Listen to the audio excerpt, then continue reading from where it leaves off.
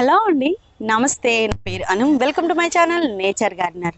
మీరు ఎవరైనా మన ఛానల్ ఫస్ట్ టైం వచ్చి ఉంటే ప్లీజ్ సబ్స్క్రైబ్ చేసుకుని పక్కనే ఉన్న బెల్ ఐకాన్ ప్రెస్ చేయండి. అప్పుడు నేను పెట్టిన వీడియోని ముందుగా మీరే చూసేయచ్చు. మన ఛానల్లో వాటర్ బాటిల్లో మొక్కలు ఎలా పెంచాలని చాలా వీడియోలు ఉన్నాయండి. తక్కువ ప్లేస్ ఉన్న వాళ్ళకి చాలా బాగా ఉపయోగపడుతుంది. అలాగే తక్కువ ప్లేస్లో ఎక్కువ మొక్కలు పెంచుకోవాలనుకున్న వాళ్ళు కూడా ఈ వాటర్ బాటిల్ గార్డెనింగ్ చాలా బాగుంటుంది. ఒకసారి చూసి నచ్చితే సబ్స్క్రైబ్ చేసుకోండి. అలాగే ఈరోజు ఒక మందార మొక్కని మనం రీపాట్ చేద్దామండి. ఆ రీపాట్ చేసిన తర్వాత మా గార్డెన్లో ఉన్నాక కొన్ని ఫ్రూట్స్ హార్వెస్ట్కి రెడీ అవుతున్నాయి, అవి చూపిస్తాను. అలాగే ఇంకా కొన్ని మొక్కల గురించి అయితే చెప్తానండి.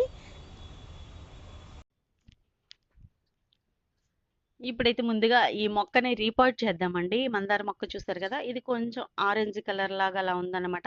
ఇంతకుముందు మా గార్డెన్లో చూస్తుంటారు, కొంచెం ఇటుక కలర్ లాగా ఉండేది మందారం. అదైతే చాలా బాగా పూసేదండి. కానీ అది హైబ్రిడ్ మొక్క ఉండేటికి కొన్ని రోజులు అయ్యేటప్పటికి ఎందుకు ఆ మొక్కలు కొన్ని మొక్కలు అయితే చనిపోతున్నాయి అన్నమాట. ఆ మొక్క అయితే చాలా కాలం ఉంది, చాలా బాగా పువ్వులు పూసిన తర్వాత చనిపోయింది. ఇది ఇప్పుడు దానికి కొంచెం ఆ కలర్ కాదు కానీ దాని మీద కొంచెం బ్రైట్గా ఆరెంజ్ కలర్ లా ఉంది, బాగుంది చూడడానికి. కాకపోతే సైజ్ అయితే దాని మీద కొంచెం చిన్న పువ్వు అయితే వచ్చి ఉండొచ్చండి. చిన్నగా ఉంటుంది కొంచెం పువ్వు అయితే దాని మీద కంటే. అది మొక్క చనిపోయిన కాడి నుంచి దాని దగ్గర కలర్ కావాలని అనుకుంటున్నాను. ఈరోజైతే కడియం నర్సరీ, మేము ఆ దారిలో వెళ్తూ కడియం నర్సరీలో కొంచెం వీడియో అయితే తీసానండి. అది నెక్స్ట్ వీడియో అప్లోడ్ చేస్తాను. అది అక్కడ తీసుకొచ్చిన ఒక మందార మొక్కని ఈరోజు రీపాట్ చేసుకుందాము. ఈరోజు రీపాట్ చేద్దామంటే ప్రస్తుతానికి అయితే నా దగ్గర ఎటువంటి కుండీలు ఖాళీగా లేదండి. అలాగే కుండీ తీసుకోవాలి, మట్టి తీసుకోవాలి.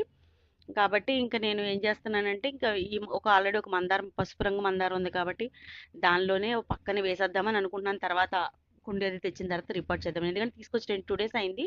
దీన్ని కుండీ అది తీసుకురావడం కుదరక నేను వేయలేదు. ప్లస్ కొంచెం తెలుసు కదా, మాది రెంటెడ్ హౌస్ కాబట్టి కొంచెం కుండీలు ఎక్కువైనా కూడా ప్రాబ్లమే కాబట్టి ఇంకా ఏం పెట్టకూడదని ఉన్న వాటిల్లోనే ఏదైనా మొక్కలు వేసుకుందామని అనుకుంటున్నాను. కాబట్టి ఈ మందార మొక్క ఈ కుండీలోనే కొంచెం ఒక పక్కగా మట్టి కొంచెం తీసేసి దానిలో రిపాట్ చేసేస్తానండి. తర్వాత వీలు చూసుకుని దీన్ని వేరే కుండీలోకి అయితే మారుస్తాను. ఎలాగా మనం మట్టి అప్పుడప్పుడు మారుస్తూ ఉంటాం కదా కొంచెం.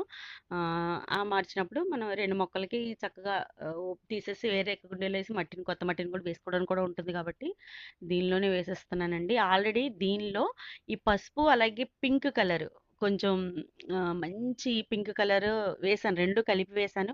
నేను ఫోటోలు కూడా పెడుతూ ఉంటాను కదా, ఆ పింక్ కలర్ ఉండేది. అది ఎందుకో సడన్‌గా చనిపోయిందండి. ఆ మొక్క కొన్ని పూలు బాగానే పూసింది. కాకపోతే చాలా త్వరగానే ఆ మొక్క అయితే చచ్చిపోయింది. కానీ చాలా బాగుండేది. ఆ కలర్ అయితే చాలా బాగుండేదండి అది. అందుకని దీన్ని ఆ 2 అంటే ఆ టైంలో ఈ 2 మొక్కలు ఉన్న 2 హైబ్రిడ్ పెద్ద పెద్ద మొక్కలు ఉన్నా కూడా చాలా చక్కగా 2 బాగానే పూసాయి. కాబట్టి అలా పూసాయి కాబట్టి దీన్ని కూడా ఇందులోనే వేద్దామని చెప్పి వేసేస్తున్నాననమాట. ఇలాగ మన నర్సరీని తెచ్చుకున్న మొక్కని మరీ వేర్లని డిస్టర్బ్ అయిపోకుండా అడుగును కొంచెం, ఆ ప్యాకింగ్ తీసేసిన తర్వాత అడుగును కొంచెం మట్టిని అలా కదిపామంటే లూజ్ చేస్తే కనుక ఆ వేర్లు అనేవి చక్కగా మట్టిలోకి వెళ్ళిపోతాయి అన్నమాట.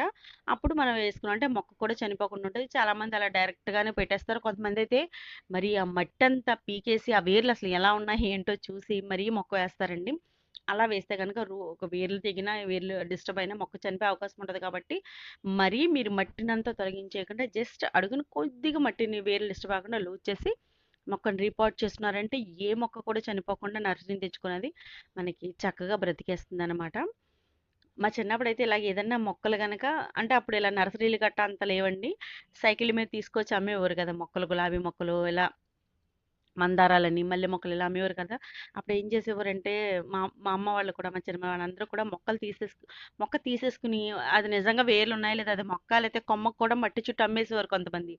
అది మొక్క లేదా అని చెప్పేసి ఆ మట్టంతా పీకి చూసి మొక్క నాటేవారనమాట. అక్కడికి అమ్మి ఆయన చెప్పేవారు కూడాను, "మీరు మొక్కని మట్టిని అలా కదిపేయకూడదమ్మా, వేర్లు తెగిపోయి మొక్క చచ్చిపోద్ది, కదపొద్దు" అని చెప్పినా గానీ, అది నిజంగా మొక్క లేతే కొమ్మకి మట్టి చుట్టేసారా అన్న డౌట్ తోటి మట్టి మొత్తం పీకేసి మొక్కలు నాటేవారన్నమాట.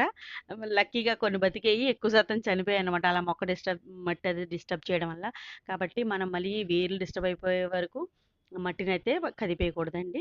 ఇలా మొక్క రీపాట్ చేసిన తర్వాత నా దగ్గర కొంచెం వర్మీ కంపోస్ట్ ఉందండి. అదైతే వేస్తున్నాను. ఎందుకంటే ఇప్పుడు ఈ 2 మొక్కలుండేటివి దానికి బలం అనేది బాగా సరిపోవాలి కాబట్టి కొంచెం ఎక్కువగానే కొంచెం ఉంది. వర్మీ కంపోస్ట్ ఒక 2, 3 గుప్పిళ్ళు ఉన్నట్టుగా ఉంది కదా, అది టోటల్‌గా వేసేసానండి. వేసేసిన తర్వాత మొక్కకి ఎప్పుడైనా మనం ఏదైనా మొక్క రీపాట్ చేస్తే గనక మొక్కంతా తడిచేటట్టుగా వాటర్ చేయడం అనేది చాలా మంచిది. మనం కుండీల్లోకి మార్చుకున్నా, లేతే కొత్తగా నర్సరీ నుంచి మొక్క తెచ్చుకున్నా, ఇలా మొక్కంతా తడిచేటట్టుగా వాటర్ చల్లుకోవడం బెటర్. అందులో కొంచెం ఎప్సమ్ సాల్ట్ వేసి గనక మీరు మొక్కని ఇలా షవర్ చేశారంటే గనక అసలు ఆ మొక్క షాక్‌కి గురి కావడం అలాంటిది ఏమి ఉండదు. మొక్క చనిపోవడం ఇలా ఏమి లేకుండా మనకి చక్కగా బ్రతికిస్తుందనమాట. ఒకవేళ ఎప్సమ్ సాల్ట్ లేకపోయినా ఇలా మొక్కంతా తడిచేటట్టుగా పైనుంచి వాటర్ అయితే పోయండి. వాటర్ కూడా కొత్త కుండీలో మొక్క వేస్తే గనక వాటర్ అడుగు నుంచి వచ్చేటట్టుగా కొంచెం ఎక్కువగా వాటర్ పోయాలి. ఆ మట్టి అంతా తడిచేటట్టుగా. అప్పుడు మొక్క చనిపోద్దని భయం లేకుండా చక్కగా బ్రతికేస్తుందనమాట మీకు. ఇదొక పచ్చిమిర్చి. సమ్మర్‌లో పచ్చిమిర్చి అంటే చాలా కష్టమండి. ఇలా పూత వస్తూనే ఉంటుంది గానీ, కాయలుగా రావడం కొంచెం కష్టమనమాట. కొంచెం మరీ అంత ఎండల వేడిని తట్టుకునైతే పచ్చిమిర్చి బ్రతకదు కాబట్టి, మీరేం చేస్తారంటే కొంచెం నీడలో పెట్టుకోండి. ఒకవేళ పచ్చిమిర్చి ఉంటే గనక నీడలో పెట్టుకుంటే కాయలైతే కాస్తుంది. ఇది ఒక దోసపాదండి. నేనైతే వేయలేదు.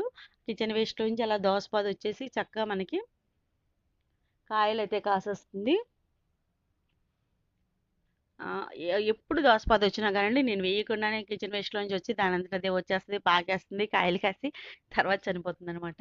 అదైతే గుత్తి గులాబీ మొక్కలో వచ్చిందండి. అది కొంచెం ఆ మొక్క డల్ అయింది. ఈ దోసపాదు రావడం వల్ల గుత్తి గులాబీ అయితే డల్ అయింది. కానీ కాయ అయిపోయిన తర్వాత పాదు తీసేస్తాం కాబట్టి తర్వాత అలాగే పూస్తుందిలే కదా అని నేను ఇంక ఉంచేసాను. ఇదైతే పుచ్చకాయ అండి. పుచ్చకాయ కూడా చూసారు కదా! ఇది కూడా కొంచెం సైజ్ అయితే స్లోగానే పెరుగుతుంది మరెందుకనో చూడాలి. దీనికి కూడా కొంచెం వర్మీ కంపోస్ట్ లాంటిది ఏదన్నా వేస్తే కొంచెం కంపోస్ట్‌లో అయితే పశువుల ఎరువయితే అసలు అద్భుతంగా పనిచేస్తుంది.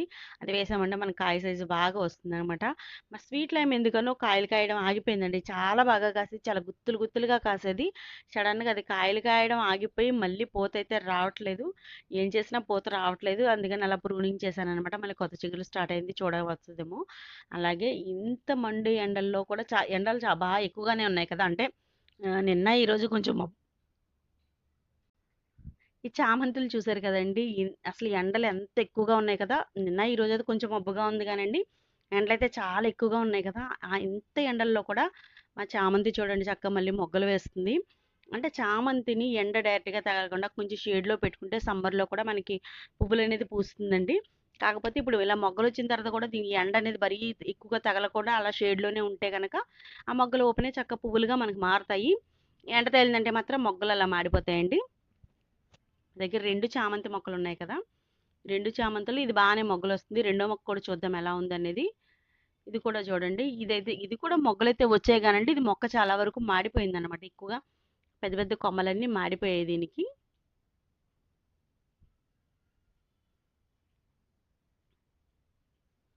చూసారు కదా! కొమ్మలైతే ఎలా మాడిపోయాయో. దీన్ని కూడా అందుకే చాలా జాగ్రత్తగా మిగతా మొక్కల నీడలో పెట్టాననమాట. అలా పెట్టడం వల్ల నెక్స్ట్ సీజన్‌కి చామంతి మొక్కలు మనకు చనిపోకుండా ఉంటాయి. లేదంటే ప్రతి సంవత్సరం కొనుక్కోవాల్సొస్తుంది కొత్త మొక్కలనేవి. ఈ మొక్కయితే నాకు 3, 4 సంవత్సరాలు 3 సంవత్సరాల నుంచి ఏమో అండి అలా కంటిన్యూ‌గా పూస్తూనే ఉంది. సమ్మర్‌లో కొంచెం జార్ చేసుకుంటే.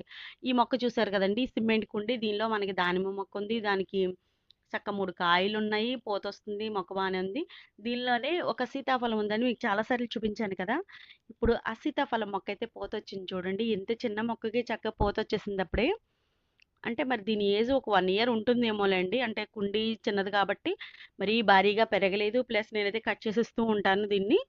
ఎందుకంటే అంత చిన్న కుండీలో అది పెరిగేసినా కూడా మరి పెరిగేదో పెరిగేసిన 1, 2 మొక్కలుంటాయి కాబట్టి దానికి దీనికి బలం సరిపోవాలనే ఉద్దేశంతో కట్ చేస్తూ ఉంటాను. ఎందుకంటే ఈ సీతాఫలం వీటిలకి ఎలాగో కొంచెం పెద్ద కుండీయే కావాలి కదా అన్న ఉద్దేశంతో కూడా నేను ఆకులైతే కట్ చేసేసానండి. దీన్ని ప్రూనింగ్‌గా చేసేసాను. చేసిన తర్వాత చక్కగా మొత్తం చెట్టు నిండా పూతయితే వచ్చేసింది. అంటే అది ఎంతవరకు నిలుస్తుందో, కాయొస్తుందో లేదో నాకు తెలియదు గానీ, పూత మాత్రం చూడండి చాలా చక్కగా అంత చిన్న మొక్కొచ్చేసింది. దీనిలో రామాఫలం కూడా ఉండేదండి. ఒక దానిమ్మ మొక్క, ఒక సీతాఫలం, ఒక రామాఫలం, ఇంకా ఏయో పులిచింతాకని అసల అన్ని రకాల మొక్కలు ఇంత చిన్న కుండీలో పెరిగాయన్నమాట. ఇంక నేను అన్నీ తీసేసి ఒక దానిమ్మ, సీతాఫలం ఉంచాను నేను. అలాగే రామఫలం కూడా చక్కగా వచ్చేది. కానీ బలం సరిపోదు కదా అని తీసేసి దాన్ని ఒక వాటర్ బాటిల్‌లో పెట్టానన్నమాట రామఫలాన్ని. అలా పెట్టడం వల్ల అదైతే కొంచెం ఎండిపోయినట్టుగా అయిపోయిందిలెండి ఆ మొక్క ఎందుకనో రామఫలం అయితే. చూపిస్తాను ఆ మొక్క మీకు. చూసారు కదా! ఇది రామఫలం అండి ఈ మొక్క. ఒక 2, 3 ఆకులు మాత్రమే మిగిలినయి దీనికి. ఈ పైన ఎండిపోతుంది కదా! ఇది రామఫలం అనమాట. ఎందుకంటే దానిలోనే ఒక బొగడబంతొచ్చేసింది. దానివల్ల బలమంతా అది చాలా ఫాస్ట్‌గా పెరిగిపోద్దండి బొగడబంతనేది. బలమంతా అది తీసేసుకోవడం వల్ల ఈ మొక్క డల్ అయిపోయిందనమాట. సరే పువ్వులొస్తాయి కదా! అని నేను అలా ఉంచేసాను దాన్ని. దానివల్ల బలమంతా తీసేసుకొని ఈ మొక్కయితే కొంచెం డల్ అయింది. చూద్దాం సీతాఫలం కాయలు పూత పిందె నిలుస్తుందా లేదా అనేది చూద్దామండి. చూసారు కదండి, ఈ వీడియో కనుక మీకు నచ్చినట్లయితే లైక్ చేయండి, షేర్ చేయండి, కామెంట్ చేయండి, అలాగే తప్పకుండా సబ్స్క్రైబ్ చేసుకోండి. మీకు నచ్చినట్లయితే మీ ఫ్రెండ్స్కి షేర్ చేయండి. ఈ వీడియో పూర్తిగా చూసినందుకు థ్యాంక్ యూ సో మచ్.